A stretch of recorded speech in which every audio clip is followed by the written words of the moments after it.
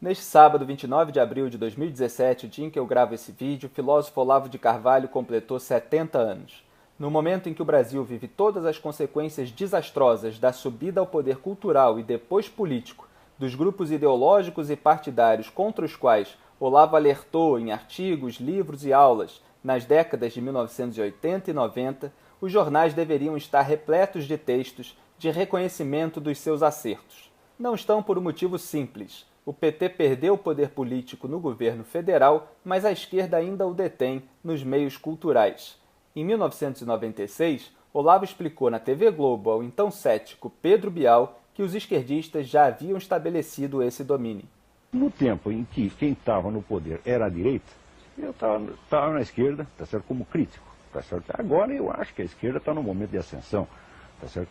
Então eu automaticamente passo a olhá-la com olhos críticos. Tá certo? A esquerda está no momento de ascensão? Ah, sem sombra de dúvida. No momento que a alternativa socialista sofreu um colapso no mundo inteiro? Sem sombra de dúvida. Isso aconteceu no mundo inteiro, mas eu não duvido que a esquerda aqui no Brasil, ela tem uma grande esperança de que isso aqui seja a terra onde vai haver um renovo, um renascimento. Eu acho essa esperança maluca, mas eu creio firmemente que eles têm essa ideia, né?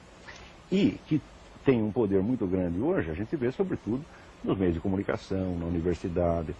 Isto por quê? Porque a partir da década de 60 foram adotando a estratégia gramsciana, que é de fazer a revolução cultural primeiro para fazer a revolução política depois. Então foram gradualmente ocupando espaços, né, nas universidades, na imprensa, rádio, movimento editorial, etc, etc. E hoje isso aí está praticamente, tá certo, na mão deles, embora eles não assumam a responsabilidade.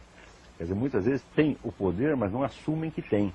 Tá certo? Então continuam se sentindo, né, perseguidos e infelizes. Né? Essa entrevista se deu quase 7 anos antes de Lula chegar ao poder em 2003. Eu, colunista Felipe Moura Brasil, idealizador e organizador do livro best-seller de Olavo de Carvalho, O Mínimo que Você Precisa Saber para Não Ser um Idiota, que teve mais de 230 mil exemplares vendidos, preparei uma edição especial de 2 áudios de 2011 que também merecem ser ouvidos agora à luz das recentes delações da Odebrecht. Parabéns, Olavo, pelos seus 70 anos e muito obrigado por ter aberto o espaço ainda pequeno que temos hoje no debate público brasileiro para o contraditório. Qual a diferença entre comunismo e socialismo? Bom, tecnicamente falando, ou formalmente, digo, o socialismo é o regime preparatório ao comunismo. Quer dizer, é um regime no qual o Estado controla a economia totalmente, mas ainda há uma margem alguma margem para a livre empresa na medida das necessidades do Estado. Esse é exatamente o regime brasileiro hoje, presta atenção.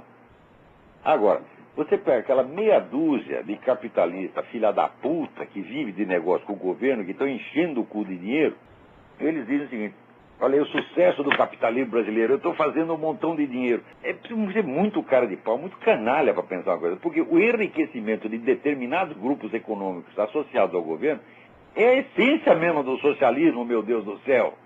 Quer dizer, isso é o socialismo, isso foi aplicado em tudo quanto é... E, sobretudo, da versão fascista do socialismo. Porque a diferença entre o socialismo soviético e o socialismo fascista é que o socialismo soviético pretendia chegar à estatização total. E o socialismo fascista se contentava com o socialismo mesmo, não tinha aspirações de transformar-se no comunismo. Por quê? Porque ele sabia que o comunismo é impossível. Então, o ministro da Economia do Hitler, o Hjalmar Schacht, ele sabia que o regime comunista é impossível, que só é possível o socialismo. Então, vamos ficar nesse socialismo assim, a gente enche o Estado de dinheiro, o Estado controla tudo, manda em todo mundo, põe os empresários de joelhos, como eu dizia, mas deixa os caras ganhar o dinheiro deles. Tanto assim que eu me lembro uma vez que houve uma reclamação de Marcelo, que o pessoal estava muito ganancioso, queria que eu falasse com ele. E eu fui aí e disse: chefe, no início eles tinham uma postura de jacaré, agora eles estão tendo de crocodilo. E, evidentemente, eles vão ganhar muito mais dinheiro que eles, que estão protegidos pelo Estado, são sócios do Estado. Então, isso é o socialismo, e isso é o regime brasileiro. O regime brasileiro é a economia socialista, na versão socialismo fascista. É o nacional-socialismo. Com a diferença que não é nacionalista, é internacionalista. Que dinheiro no Brasil, dinheiro vai para Cuba, vai para a autoridade palestina, vai para o Hugo Chávez, vai para tudo, mas do Brasil não. Os partidários da doutrina marxista dizem que o regime perfeito é a democracia socialista. Democracia socialista é o quadrado redondo, meu filho. Se o Estado controla toda a economia e você tem lá 5 ou 6 potentados que estão aliados ao Estado, quem pode ir contra isso? Ninguém pode. Não adianta você falar contra os caras. Para começar, eles controlam os meios de informação. Veja, a liberdade política, cultural, etc., religiosa, pressupõe a livre empresa. Pressupõe que haja um predomínio total da livre empresa. E que, mais ainda, a livre empresa seja incentivada, que a iniciativa, criatividade econômica, financeira do povo seja incentivada. Você vê, no meio da década de 80, o pessoal descobriu que 60% da economia nacional era economia informal. Era o sujeito que montou uma fabriquinha no fundo de quintal, era a mulher que fazia bolo para vender para a vizinhança, era o moleque que transportava os outros na bicicleta. E o brasileiro estava vivendo disso e estava indo muito bem, mas muito bem. Estava todo mundo ganhando dinheiro, sem nota fiscal, sem pagar imposto, etc, etc. Daí, o governo viu aquilo e brilhou o cifrão no olho. E disse, vamos regulamentar. Regulamentar significa o seguinte, vamos cobrar imposto de todo mundo, estrangular, e essas empresinhas tudo vão fechar. E daí somente os grandes grupos econômicos é que aguentam a legislação fiscal, aguentam a carga tributária. Então daí somente os muito grandes crescem e se integram no governo, eles viram parte da administração estatal, são sócios do governo. E os outros, pau no cu dos outros.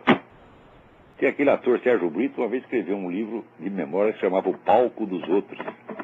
E o pessoal dizia que era pau no cu dos outros. Então é isso aí, né?